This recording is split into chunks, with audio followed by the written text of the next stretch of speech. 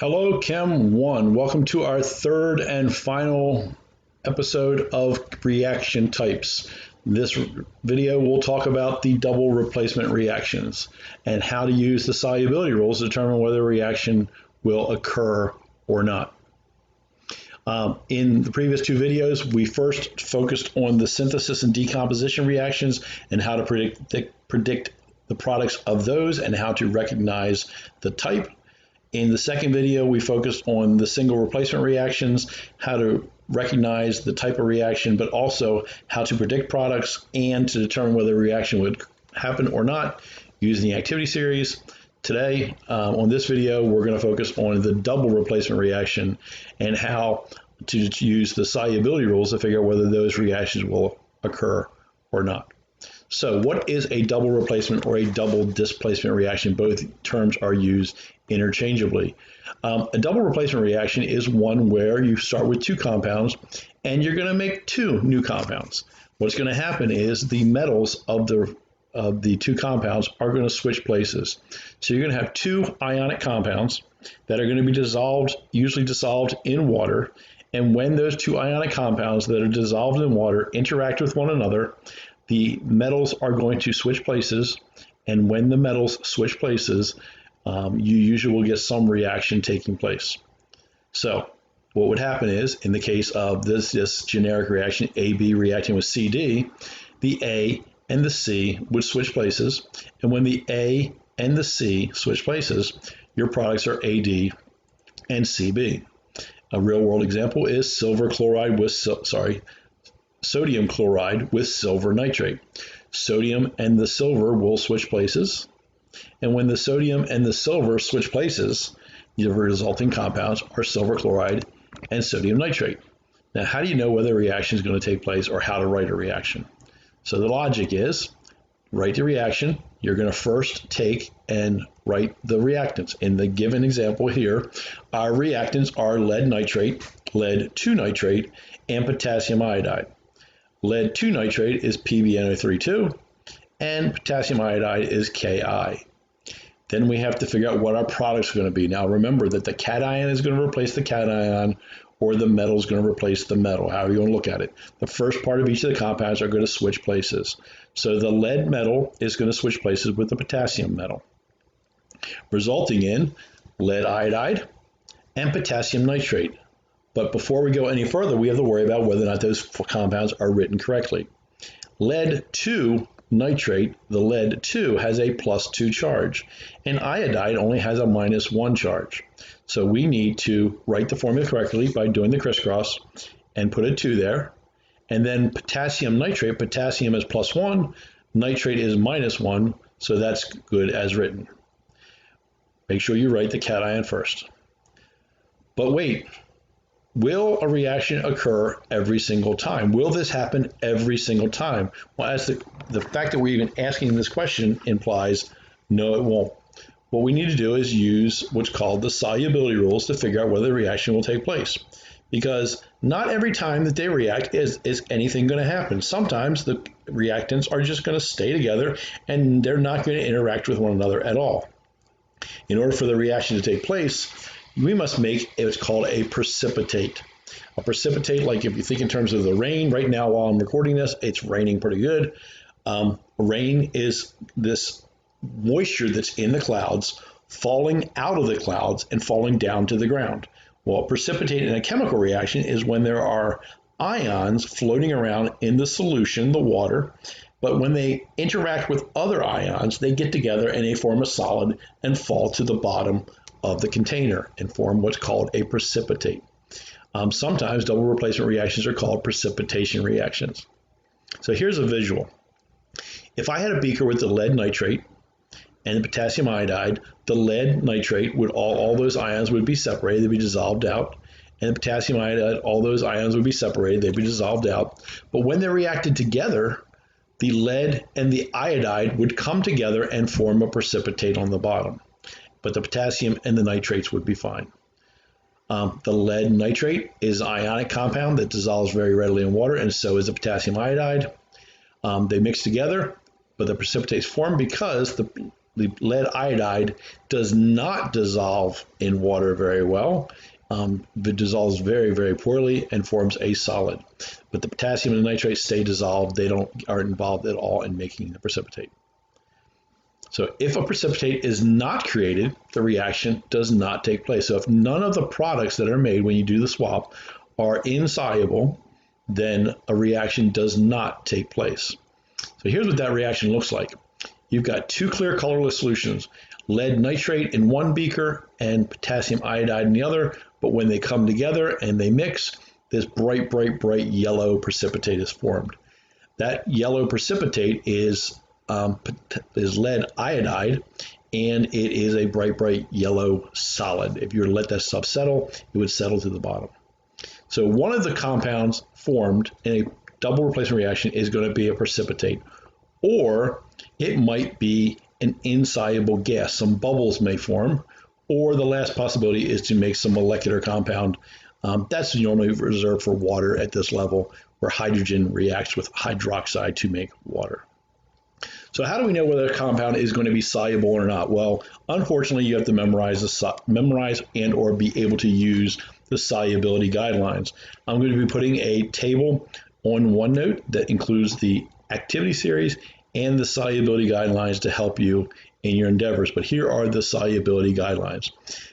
Any salt, any ionic compound, that's what salts are, ionic compounds, that have group 1 alkali metal or ammonium as its cation is going to be soluble. Any salt that has nitrate is going to be also is going to be soluble, or acetate, or chlorate, or perchlorate. All those ions are always going to be soluble. Chlorides, bromides, and iodides, the second, third, and fourth halogen, those all are going to be soluble most of the time, but there's 3 exceptions: silver, mercury, and lead. If you go back to your activity series, you might realize why, because silver, mercury, and lead are on the bottom part of the activity series, so they like to bond onto other compounds really, really strongly. Sulfates are also usually soluble, with a few exceptions. We still have that lead, we still have that mercury, but now we've added barium and strontium. Again, this table will be available to you on OneNote for you to print out and use.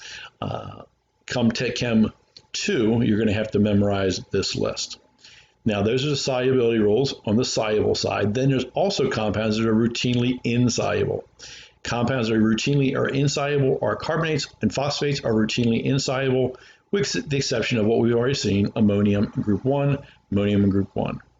But sulfides and hydroxides are also routinely insoluble, but their exceptions again are ammonium and group 1, but they add 3 more: calcium, strontium, and barium. So what that means is calcium sulfide, strontium sulfide, and barium sulfide are soluble, since they're the exception to the insoluble rules. And then finally, chromates are routinely insoluble, with a few exceptions: ammonium group 1, and then you can add calcium and magnesium there. So magnesium chromate and calcium chromate are soluble, since they are exceptions to the insoluble side of the solubility rules. So let's see if we know how to do this. Which of the following compounds are soluble or insoluble? So strontium sulfate, is strontium sulfate soluble? Well, I'd have to go back to my solubility rules and check my sulfate rules. Sulfate is soluble, yay, but strontium is one of the exceptions, which means strontium sulfate is going to be insoluble. What about sodium nitrate? Well, sodium is group 1, nitrate isn't always, so that is definitely going to be soluble.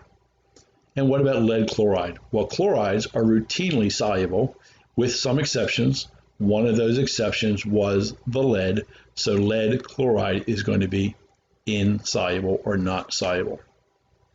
So let's go back to our double replacement reaction and how to write that. Let's go back to the same one. We have our lead nitrate with potassium iodide, but we have to slightly revise the way we do this. We write the reactions like before. That's no big deal. That's the same. We predict the products like we did before. That's identical. No big deal. That's the identical process. But now, the last thing we have to worry about is whether a reaction is going to take place by using the solubility rules. So we have to take our products and look at our products and see whether either of these two are insoluble. Is lead iodide insoluble? Lead iodide insoluble? Well, iodides are routinely soluble, but lead was one of those exceptions. So yes, lead iodide is insoluble. It will form a solid. That's where your precipitate is. And what about the potassium nitrate? Well, potassium is in group 1, always soluble. Nitrate is one of the also the always soluble, so potassium nitrate is not going to form a precipitate. But this reaction does occur because the lead iodide is created. That was that yellow, bright yellow precipitate in the visual a few slides ago. Let's try this on your own, see if you can do this. So first reaction, a solution of copper 2 chloride is mixed with silver 2 acetate. Go ahead and hit the pause button and see whether or not you can determine whether or not this reaction would occur or not. Let's see how you did. So copper 2 chloride reacting with lead 2 acetate, copper 2 chloride with CuCl2, lead 2 acetate, that would be the formula for lead 2 acetate. It's going to yield, while the lead and the copper are going to switch places, it'll be lead chloride and copper acetate. But we have to ask ourselves, is the reaction going to take place? Is lead chloride soluble or insoluble? Well, chlorides are routinely soluble, but lead is one of the exceptions. So lead 2 chloride is a precipitate. What about the copper acetate? Well, copper, we have no rules for copper, but we do have rules for acetate. Acetates are always soluble, so this is going to be soluble. Let's try one last one. So what about a solution of sodium carbonate reacting with calcium chloride? Go ahead, hit the pause button and try to write this reaction on your own. Let's see how you did. So did you write sodium carbonate Na2CO3 reacting with calcium chloride CaCl2, switch the calcium with the sodium, switch, so calcium is now with the carbonate and sodium is now with the chloride. And then, did you figure out which one is the precipitate? Well, calcium carbonate, carbonates are very routinely insoluble, with the exception, if you look back at the solubility rules, of group 1 and ammonium. Calcium's not in group 1, it's in group 2. So that's going to be your precipitate. What about sodium chloride? Well, sodium is group 1, so that's going to always be soluble. Chlorides are routinely soluble, with a few exceptions. Sodium is not one of them. So that is not going to be a precipitate. So this reaction does occur because calcium carbonate is a precipitate. Okay, so that's the last of the 3 videos associated with reaction types. There's many videos online that I gave you within OneNote to reinforce the same series of concepts.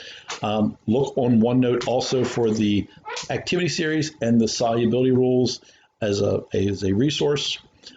Everybody stay safe, be healthy, practice your social distancing, and hopefully I'll see you sometime in the real near future. Have a good day. Some of you guys I'll also see on Teams tomorrow, Tuesday, at 1 o'clock. Finally, there will be a little bit later on this week, there will be an opportunity for you to practice to see whether you really understand how to predict these products on Google Classroom. That's the next thing I need to do for you guys. You guys have a great day. I will see you tomorrow.